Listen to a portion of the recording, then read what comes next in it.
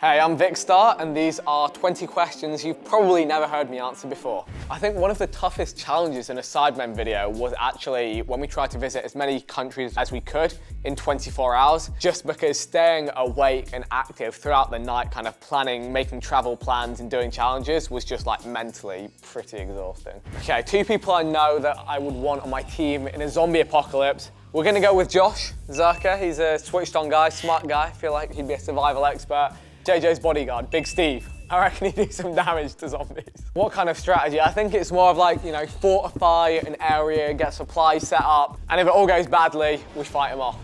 One of my favorite content creators to watch right now is actually Andrew Huberman. Learning a lot from his podcast, I find it really interesting. He has a lot of like interesting health research and longevity kind of science, which I find quite fascinating. I feel like it's a new chapter we're unveiling as a species of, how do we actually be healthy? If we could have a historical figure in a Sidemen 20 versus 1, do you know what? We'll bring through Henry VIII, because he got through quite a few different partners in his life, so I want to see what his selection choice is like. I dread to think what would happen. I would hope he doesn't try to behead one of the girls he's on a date with. The most used app on my phone is probably WhatsApp. I'm in about 28 different group chats, just kind of working on all sorts of different projects. We've got the Troops group chat, which is Sidemen and friends, and it's just a very stupid place. I pick up my phone and look at that app far too much. I guess my most treasured possession is the pair of football boots that I've worn to every single Sidemen charity match. A beaten up pair of 12-pound boots from Sports Direct, but I've scored 2 goals in them, played in every game, and they've all been really exciting experiences. So yeah, I think that would have to go down as my most prized. Ain't broke, don't fix it. The boots work, so I'll keep wearing them as long as I can. This guy called Vikkstar, he has this eyewear brand called Circular. No, that's I would say what Calix has done with no two ways. It's very cool. I like the shoe, so yeah.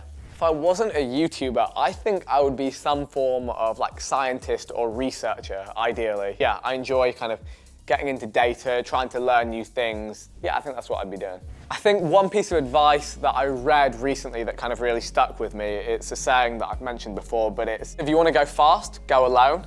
If you want to go far, go together. And I think it almost speaks a little bit to kind of a journey I've been on with friends, where you can get a lot done very quickly if you just kind of go for it. But if you want to build something that's going to last and does really well, you need other people to do it. You need to collaborate. One question I'd ask my future self is, where is the best place in the world to live? Because I like the idea of living somewhere else in the world, but I feel like at this point in my life I haven't experienced enough different places to know where I would really like to be. But maybe a future version of me has really traveled around the world and tried living in different places, so they would know. If I could pick any sport to be the GOAT, I think it would have to be football. I'm terrible at it. All the other Sidemen are great, so it'd be nice to impress them with that. If I was the GOAT of football, if I was one of the top dogs, I think at the Sidemen charity match, actually, I might ruin it by being too good. So actually, maybe it's not such a good pick after all. Could I have any superpower? I think I'd probably go with, the main obvious ones. I think teleportation would be quite useful. I like going to different places around the world, and if I could just bang, be there in an instant, I feel like it's relatively simple, but a cool way to get around, experience different things. First, I'd probably go to Australia just because it's so far away, and the idea of just going from here to there in an instant, that would be cool. And I've got a lot of good friends there, of course. A song I know word for word, Clocks by Coldplay. Big Coldplay fan right here. Can you sing it? I can sing it, but I won't. I can play it on piano, so there, you've got that. On my bucket list, I'd like to visit South America. I've been to most of the other continents, but yeah, never been there, so I'd like to go there and experience it. I've heard crowds in South America are like some of the best, up to party, so yeah, I'd love to play a show in South America at some point. At school, I think physics was my best subject. I just did well on exams with it. It's the only A star I got at A level, the rest were all A's. The concept of like space and astrophysics was always really interesting to me. When you get into the detail of it, though, I think it was a little too complicated, too much of a drain on the brain. So I like to kind of read about astrophysics, but actually learning the intricacies of it, not sure how well I would have done at that. If time freezes for 24 hours, I think I'm gonna drive a car ridiculously fast. I'm gonna find some open road, I'm gonna just jump in the nicest car I can find. I just feel like that's something that you would never usually do down normal roads. Yeah, for some reason that speaks to me. That's what I'm going for. I'm trying to find a nice Ferrari or you know, even a Koenigsegg. You know, you see some of them around London. We'll see what we can find.